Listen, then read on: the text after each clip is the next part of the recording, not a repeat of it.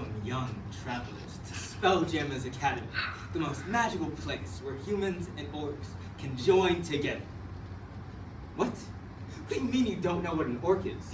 What's next? You're gonna tell me what you don't know what a paladin is? Oh my. Well then, we have much to do then. Much to do indeed. Shall we begin then? Let's start off with figuring out your class, shall we? First things first, let's start off with the Paladin. Paladin are holy warriors tied to the code of their god. Depending on your god, it could be either the god of dragons or anything else. Whatever you decide. Now, the main thing you're going to need is strength as a Paladin. Strength and charisma. That is the one thing you're going to need best. Then we have a sorcerer. Now, there is a difference between a sorcerer, a wizard, and a warlock. A sorcerer gets their abilities from a lineage. So, for example, let's just say my grandfather made a deal with the devil. And then, poof, I get magical abilities because of my grandmother. Then, you also get a selection of spells. Not, you only get a selection of spells, saying that you get a choice, but not like you get every spell in the game. Then we have a wizard. Now, a wizard has usually lower strength, but gets their abilities from memorization and study. So, like for example, I'm reading some books of how magic is done. So, I'm reading through it, and I finally get to crack the code of how to kill someone and no proof of the body. What? No proof? No proof. Oh, well, Then we have the warlock. Now the warlock, they get theirs from an otherworldly entity. So like for example, a god or any creature or monster, which you'll learn about soon, hopefully, depending on our time. Then we have the barbarian. The barbarian are fierce warriors and have a high damage resistance. That's a pretty good thing, especially for this 5th edition because, well, you know, last edition was a unique bunch, Mr. Cross knows. Then you are a fierce warrior with only a limited amount of moves. So like, for example, you can only use your sword, you can only use your shield, and then depending on if you have a two-handed weapon, then you can only use that two-handed weapon in a limited amount of moves. Not a lot of spells, unfortunately, so can't really use magic as barbarian. I know how you feel, Dixon. I know how you feel. But good news is, there's something that is going to be helpful for you if you want something else with magic. I'm talking about the monk. Now the monk uses a mystical energy called Kai, I believe. Now this energy helps you get rapid strikes, but the only problem is that there's low hit points. So you're going bam, bam, bam, bam, bam, bam. Except you're only doing like a limited amount of damage. Then maybe you're in the theater much. Good news is we have something just for you. The bard. Now the bard uses music and arts to cast magical spells. And well, let's just say they're physically more vulnerable, especially with the 5th edition. That's the main problem. And then we have the ranger. The ranger are usually farther attacks. So like for example, let's just say I have these two right here. I want one of them to be up front, alright? It's sort of like Overwatch. Have any of you played Overwatch? Thank you, Ethan. Thank you. So you really want your tanks to be up in center, alright? Pretty much you're having a battle strategy. Then you want your rangers and healers at the back, alright? Rangers and healers at the back, okay? Then, let's just say you want something else. Maybe you're a vegan. You got the druid, which are heavily reliant on their environment, and are able to summon beasts, but only at a certain level. So like for example, let's just say you're at level 1. You can't until really level 2, but you only have a selection amount, and then you can get higher and higher the higher level you are. Then we have the cleric. Now the cleric is in between the mortal world and the world divine, and uses the power of the gods to heal allies. which is unique and pretty helpful, especially if you're up close and attacking an enemy with 23 armor class. Pretty bad. Then you have the rogue. Now the rogues can do high damage and are the masters of stealth, which means they are probably going to have a higher speed than most others on your team, and you're going to need more certain skills. So, like for example, all of these. Wait, before I forgot to mention anything, we can't forget about the fighters. Now the fighters are proficient in all weapons and armor classes. That's a pretty big deal and is pretty helpful, but the main problem is their magic abilities. So unfortunately, Jason, you can't use magic as a fighter either. There, Jason. There. But with all of this though, you're gonna need more to create your character. Let's just say, I don't know, you want to be someone else besides a human. Well, the good thing is, we have something for you. For example, let's just start off with something simple. Dragonborn. Now, Dragonborns use the power, well, or how do I put this? Neither. And normal. Dragonborns are pretty much the fourth iterations of dragons. They were made by the dragon god, but have no tail and no wings, so they can't fly, but have the full capacity of like a human. They can walk around. They are, for example, they can walk around. They can talk. They can do anything that a human can do, except, well, they're sort of a dragon. There's a major difference between human and dragon. But speaking of human, yeah, let's go with human. You might want to be a human. You might just want to be your regular mill self, a normal human being. And there's not really a lot because, well, you're a human. You know what a human is, right? Right? Right? Okay, I'm just gonna move on with that. But, I don't know, maybe you're short. Maybe you're like Noah, where you're Lord Farquaad. Well, good news is we have the halfling for you, which is itty bitty man. Itty bitty. And the worst thing is, they're some of the shortest in the game. And there are people known as gnomes and dwarfs. If you're smaller than a gnome or a dwarf, I think that's a little bad. Do you guys agree? I'm gonna wait for a response. I need a yes, please. Yeah. Thank you. Then we have a gnome. Gnomes are also itty bitty men. But the thing is, they're also a lot bigger than a halfling. So that's a plus, right? Right? Yeah. Thank you. Feel wrong. But I don't know. Maybe you're just not feeling with these normal things. Well then, we got the orc for you. Now the orcs are weird. They're weird in a weird aspect. So I'm not really gonna go full of detail into them. Otherwise, I'm going to give you an hour-long response. Okay? If you want more details, ask Ronan. He'll give you details. You know it, Mr. Ronan. It's a dangerous thing to ask Ronan. Exactly. Then we have the dwarf. The dwarf is what Jacob called Noah long ago. But now, really, he's more so a halfling. See, there's a difference, Jacob. There's a difference. The miniature people don't like when you don't specify them. But I don't know. Maybe you've seen Lord of the Rings recently, and you're like, I want to be like Legolas. I want to be a ranger. I want to be an elf. Well, the good thing is, you got it. You can be an elf. That's the great thing. You can be an elf. You can do anything in this world. That's what makes it great. It's a tabletop RPG role-playing game. Yes, that's a long title. Don't ask me into it. Then there's the Tieflings. Tieflings, I'm not fully understanding of how, well, their backstory pretty much. That's the one thing I forgot. That's the bad thing I didn't study. Also alongside is something new with 5e, 5th edition. Because back in the 4th edition, there were 9. Now, those were mostly humans, elves, dwarves, but there were these things called half-elves and half-orcs, which were humans combined with elves or orcs. Now, in 5th edition, they're gone.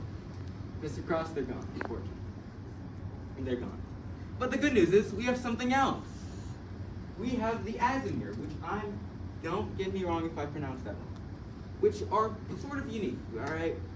How do I put this neatly? They're pretty much like humans, except, you know, a little smarter, more intelligent. Bang. Then there's the Goliath, which are just big boys. Big boys and girls. Yeah. But now, the final thing we need to know about you. what's the final thing we need to know about you, Mr. Cross? We need to know who you are in the mind, your past, who you were. Well, the good thing is we have that for you. First things first, we have the Acolyte. Not the Star Wars TV show that I don't like to talk about. Not that one. Now, the Acolyte is devoted to the temple, in which you perform rituals and also rituals for your god. Pretty simple, pretty normal, pretty helpful, especially when combining it with the power. Then, we have the criminal. Now, some of you are criminals in this room. I'm not going to specify who you are, but their name sort of rhymes with Mason. Yeah, but criminals, stealing from stores, stealing from the poor, stealing from the rich, whatever you like. That's the great thing about the game. It's whatever you like.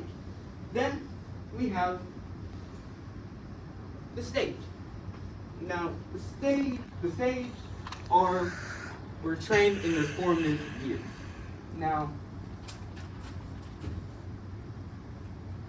we're in their formative years, performing to attack monsters and getting ready to save their world.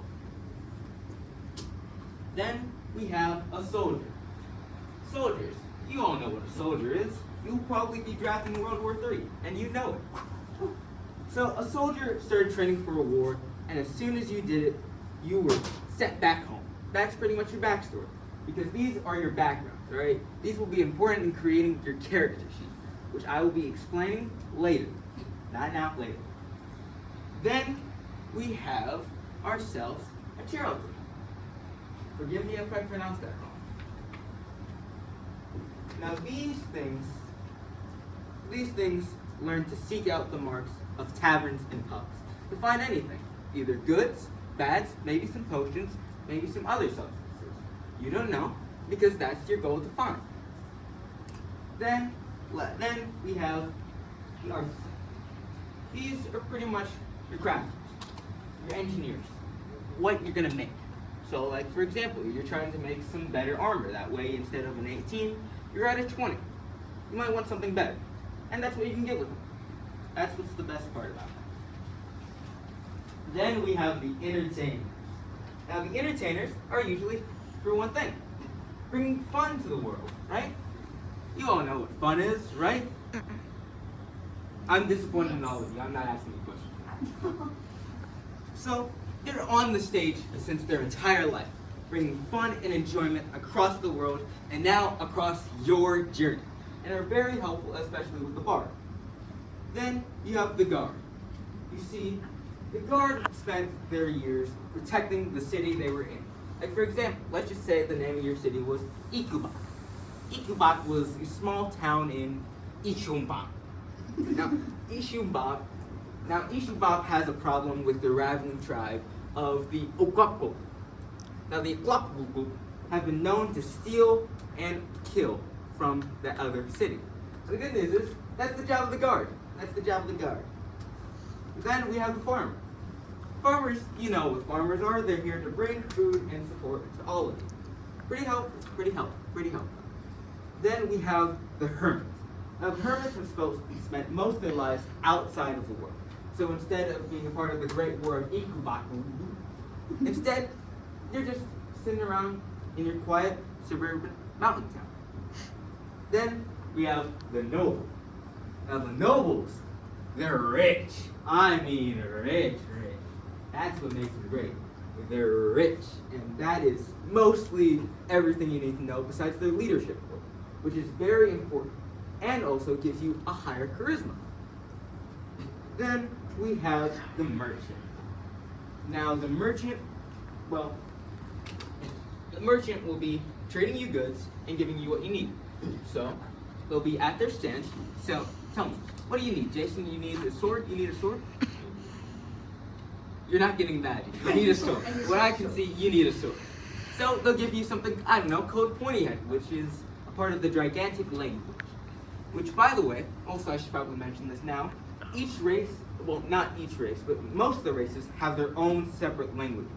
Which means some are in Gigantic languages, others are in the common language, which is English for you and me, and other languages, such as Dwarfish.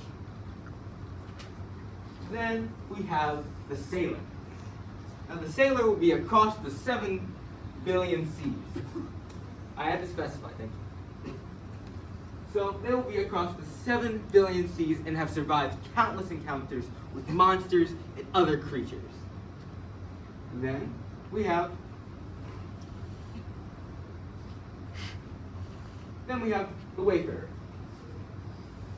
Now, the wayfarer, you have learned to survive and to create your own materials based on just your bare hands alone. That's what makes them great. That's what makes them great. And then there's the guide. Now, the guide will be on your journey, helping you along and telling you everything you know across this world. So, for example, let's just say you're in this unknown territory. They won't be as helpful as if you were in the small town of Ikbangklud. Now, Ikbangklud, you would know, they would know the exact area of where you need to go. So, for example, you need to find a store. You can get to it right away with the guide. That's what makes them great. Then we have the soldier. Now, the soldiers, they're buff, they're strong, they're powerful, and they're especially helpful with fighters. Now, with all of that, let's try to help you figure out who you are. Yes, you. Jason, you. So, first things first, we're gonna need to know how to get started, alright? So, what we need is the player's handbook. Now, this will help you figure out your combat, alright? So, right now, we're gonna figure out how to get this combat. Could I get one volunteer? Owen. Alright. Now, Owen, we're gonna do something in a similar style, alright? You will have your 3 heroes, Tin, Pooh, and Dun. Where have I seen these before? I wonder. Then you will be fighting your opponents. Your opponents known as the Jackies. Is that Wolverine? Yes, that is Wolverine. What is that? Are there 2 Wolverines? Yes. Continue. We gotta get stuff Did to they do. clone him? What is this new movie? So first things first, you're gonna need to roll 3 D20s. Now D20s are a 20-sided dice, alright? 14, Okay. a 2, and a 12. So now, the DM will roll the dice to figure out how your opponent will go. So, a 6, and a 4. So it seems to me like you're going first. So how does this work? Do I Alright. need to like move one and go Yes, so shing, shing, shing? Alright, so here's your plan, alright? You're going to try to take both of them down. Unfortunately, we don't have the time, so we're just going to go 1 round, okay? So I can choose any of these guys to attack. Do I know which one has the high stat? Yes, see. So, your tin will be pretty much a barbarian. And my tin's barbarian. As for your Pooh, he will probably be a ranger. And then for your Dun, he will be a wizard. So this guy's the wizard. This guy's the ranger. So I want to put him in front, Okay. I think.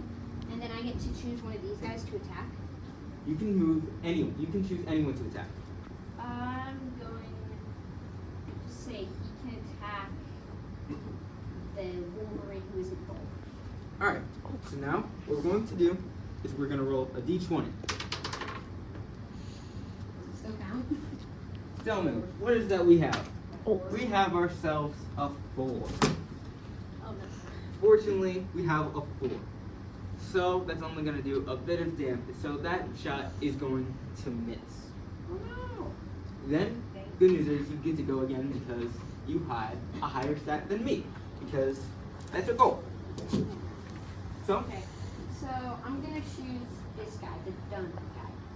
So do we roll it again? yes. Okay. Okay, it's a 14 now. 14. It's 10 more. That will hit and do damage. To the You- not bald Wolverine. Not bald Wolverine. Okay then. So now it's time for your opponent's turn. I feel like this is A 15, alright?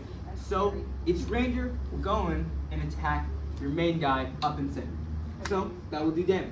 Unfortunately, not bad. Oh my god, how dare you? I'm gonna attack with my main. Oh no, I'm gonna attack with my main guy, Tin Man. And I think we need to roll the dice again. All right, roll that dice. Say it with me. Roll that dice. Just gonna roll them Oh. for it's probably. It looks like it's a 18. 18. Ooh, Lord. Okay, we're gonna attack the bold Wolverine. All right, you're going in for the bald Wolverine. Yeah, bold Wolverine. Yeah. All right. If so, that will work. Unfortunately, although you will have to be moved down a bit, which means So I have to. So it moves Yeah. up. yes, So like, cause it's a melee attack, right? yes, So does that kill him? no, Dang it. Do I move him back? no. Move him back. Now it's for the bald Wolverine, which means he has a chance to get his revenge. Oh no. 15, What which did you roll? means that will mean he will do damage to you, How dare you? and thus attack you. Which one? And unfortunately, we cannot symbolize the best amount of gameplay style due to the fact of our time and our budget. Specifically, budget. Budget. I would like you to sit down. Oh no. But now you're gonna need to figure out your character. Oh no. So, what you're gonna need is characters. Now, let's see what I have here. I have a character sheet for Dunn, who is a noble human paladin. I would like you to pass this around.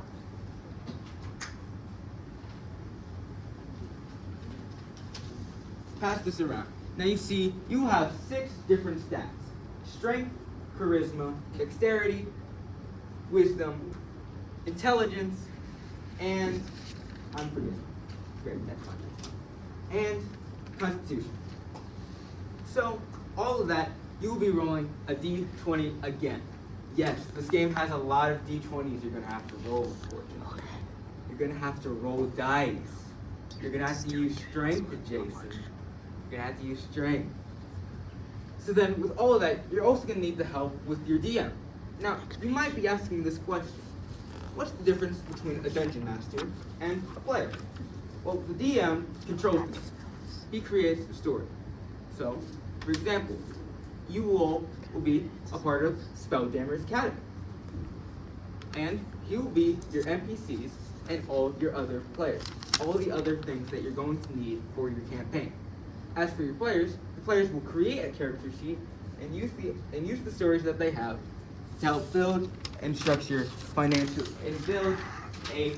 and build a fun story. And the main game of the game, the main deal of the game, just to have fun. That's all the goal of the game, just to have fun. And that is what I'm here to bring to you, boys and girls, to have some fun every once in a while. Especially you, Jason. Especially you. So then, most importantly, you need some materials though. You're going to need 3 books.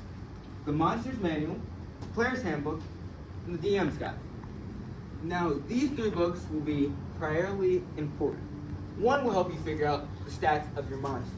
So like, for example, it could have a 23 armor class. And I don't know about you, that's going to be seen pretty deadly, especially when going up against a Mind Flayer. Not the Mind Flayer you're thinking about, Jason. Not that Mind Flayer. Which I'll get to that later. Oh no. And then, yeah, that's going to be some of the priorities you're going to need. If any of you are confused, well then, I have a simple advice for you. Talk to someone who is a DM. Now, me personally, I haven't got to become a DM yet. Unfortunately, I have finally figured out all of this for once. And I've been planning to start DMing soon. Which this is just hopefully my practice run to make sure if I'm ready. Am I ready, Mr. Cross? You're getting there. I'm getting there. That's close enough. So, now you might be wondering, nothing bad could possibly happen with this game, right? Right? Right? Nothing bad. Nothing bad. Nothing bad. Well, the thing is, kids get you. Ishani, don't laugh at that. Don't laugh at that. These movies, Ishani, you're dark. So first we have James Dallas Egbert III. Now, this man was a 16-year-old child genius at Michigan State University. And he loved you until one day he disappeared. Now, you might be wondering, how? Well, it was because he was involved with drugs and other uses of stuff. This is the real world. It's the real world. So, really, he had gone into hiding. So, he killed himself. Oh. That way, he wasn't found. And his parents were upset. They were mad, they were sad, they had lots of different emotions. So, they didn't have any answers though, that's the problem. They just thought he was gone, disappeared. So, they got a private detective named William Deere. Now, William Deere used all the knowledge that he had and found one thing odd. It's the fact that he believes that the D&D had caused all of this. I mean, all of this. From his disappearance, his usage of drugs, all this other stuff. In reality, he took his own life, but... And you know what's worse about this case? There were more cases of this that happened. I mean, lots more. And they all thought it was Dungeons and Dragons. Now, you might be wondering, why? Well, it was because of the parents' fear.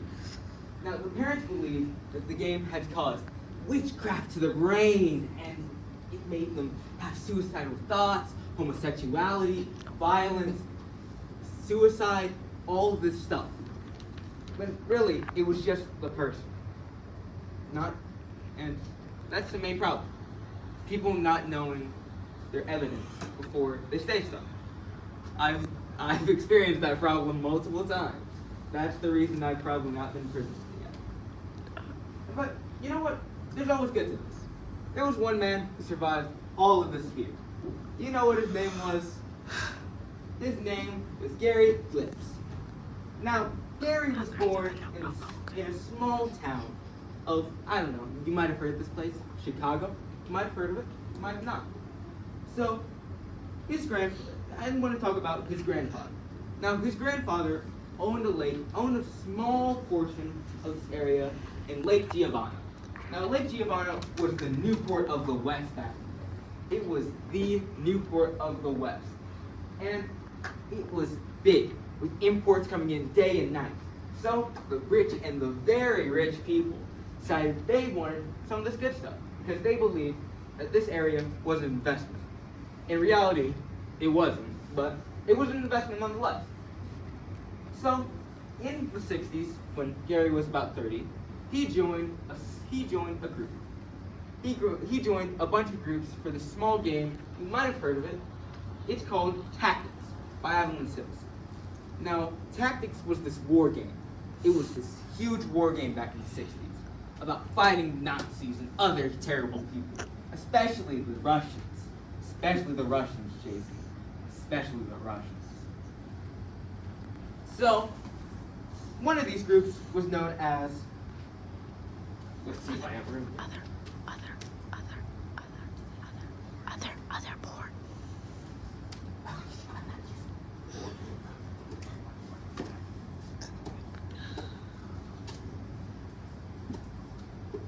Ah, yes, there we go. Finally, that word was Tactical Studies Rules.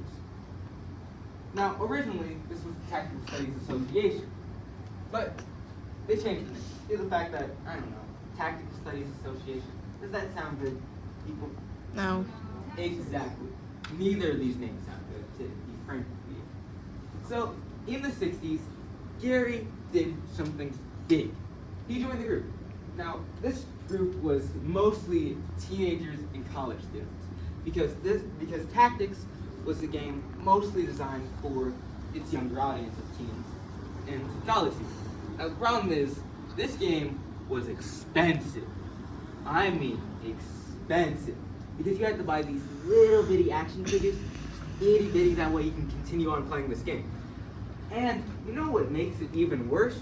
They were selling the rules to the game separate which including the fact that you had to spend money just to buy these small little action figures just to play, that will increase the price a lot and a lot, which is not a good investment plan.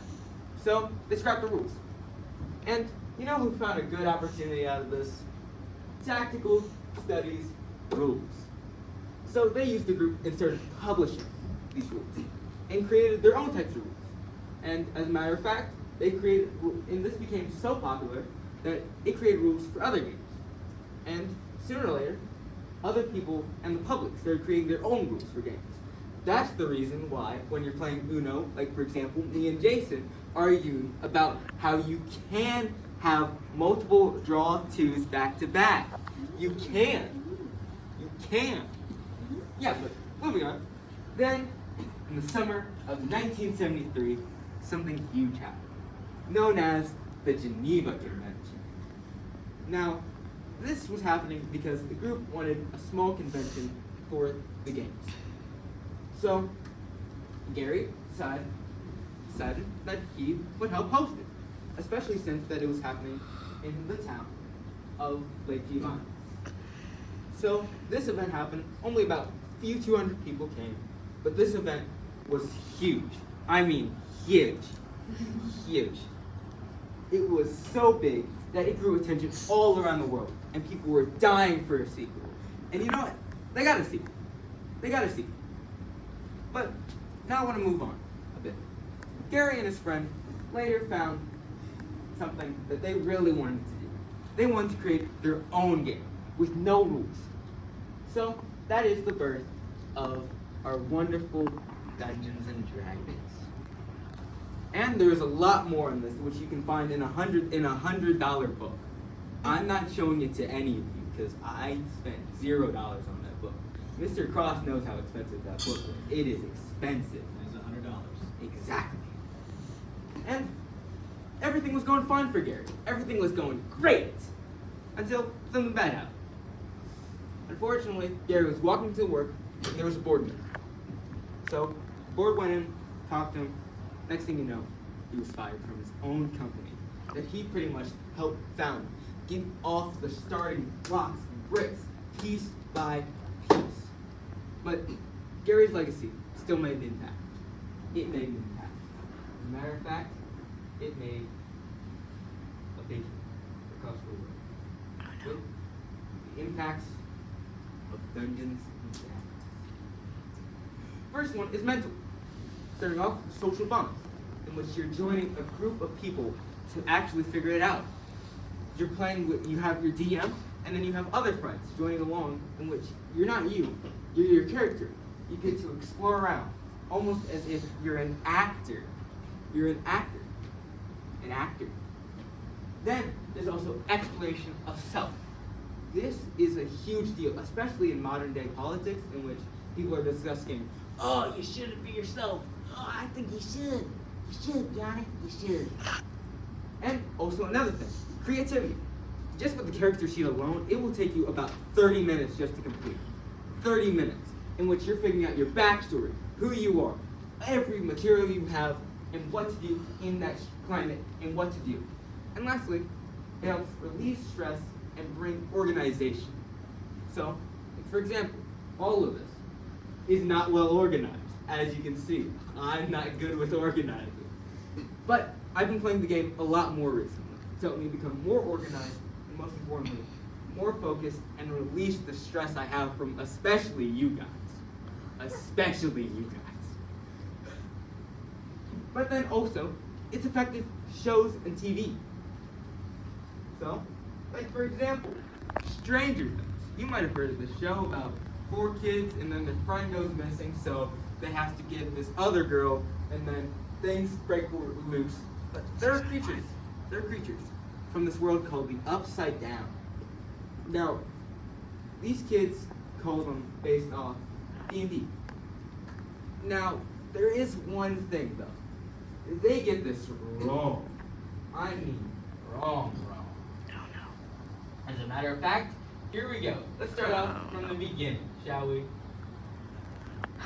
So, first things first, Vecna. You might have heard of him, you know. Vecna. He has sights of true godhood. He wants to become an all-powerful god. No muscles I have. And he also hates humanity. Which, let's face it, in modern day society, we all hate humanity. You all know it to be true. You all know it to be true. Then we have Vecna from Stranger Things.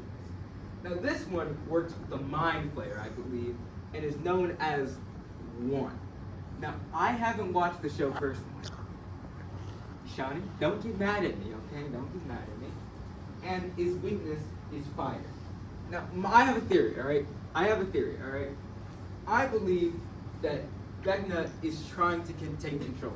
Now, it is rumored that Vecna is the Mind Flayer, but also is not because the Mind Flayer created Vecna. So, my theory is that it goes by that same plot. So, the Mind Flayer created Vecna, but Vecna is trying to take control and achieve true godhood, just like Vecna in D&D. Now, this theory is probably going to be wrong when season 5 releases.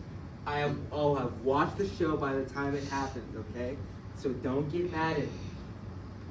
Then we have the Mind Flayer. This thing enslaves creatures across the world and has psychotic powers and is part of the race known as the Italads. Not a part of any of these races. Now these races are the main races, alright? There is a difference between main races and sub-races and subclasses and classes. There is a deep rabbit hole we're gonna have to go through. But then we have the Mind Flayer. Not much is known about the Mind Flayer, even though he's appeared since season 1. It doesn't make sense to me. It doesn't make sense. But he has a hive mind and controls the Upside Down and is probably weak to fire, if most of these other creatures are weak to fire. But speaking of that, we have the Demogorgon. The Demogorgon is the Prince of Demons. And this thing is pretty much a monkey combined with a bird, combined with an octopus, combined with everything. It's the Prince of Demons. It's the Prince of Demons, which means it's pretty much a demon of everything. Meanwhile, then we have this Demogorgon. Now, this Demogorgon haunts my dreams. This thing evolves, starting off with an itty-bitty slug, then becoming a dog, and becoming a cat somehow. I don't understand how those can evolve from each other. And then becoming these weird creatures. And then what I've been told is that it's had an epic battle with Hopper, due to the fact that in season 4 due to the fact that the kids finally discovered that it was a hive mind and how they're all connected to each other. So by fighting one of them, they fight all of them. This doesn't make sense to me whatsoever. I'm still confused by this. Season 1. And it said that there is an army of these. And plus there's an army of demo bats, demo dogs, demo cats, demo slugs. I'm forgetting the list of animals. That's how much there is. And their also weakness is fire. And then, lastly, let's keep going, shall we? Before I go even more insane to the fact of the show that I don't understand. Then we have Freaks and Geeks. Now this was a 1-season show which is about nerds who play D&D. Now in the finale, these freaks and these geeks finally join together because the nerds asked the freaks to join together. And also, by the way, I'm just going to mention one thing. Jason Segel's in the show. Now, you might be wondering who Jason Segel is. Now, he is Marshall from the hit show, How I Met Your Mother. Then we have Mazes and Monsters. Now, this is based on the story of James and what happened. And this film also stars Tom Hanks, as you can easily, wonderfully see through that image of Tom Hanks, as he looks young. For now. Then, there's E.T. Now, you might be wondering, E.T.? Really? And then some of you, like, for example, Walt Brazel, have never watched E.T. Have any of you watched E.T.? Please tell me you have. The rest of you have homework to watch it. Yeah, the rest of you have homework now. So, in the beginning, Elliot tries to get involved with D&D. And then, also, little fun fact behind the scenes. Steven Spielberg got the entire cast, well, the cast of children to play D&D together. That is how much he wanted the chemistry and the acting to work together and to form a beautiful amalgamation. Then we have the Big Bang Theory, Bazinga. Now, this has appeared multiple times in the show due to the fact that this show really likes to stereotype nerds. It really likes to, with glasses, saying, actually, and talking about comics all the time. Half of those are probably true. But, hey, good news is, we're all done here. We're all done here. So what have you learned? You've probably learned nothing from me due to the fact that I might be a mentally insane person. But you have learned something. You've learned about the magic of D&D. So I have 2 questions for you. 1, are you ready to join Spelljammers Academy?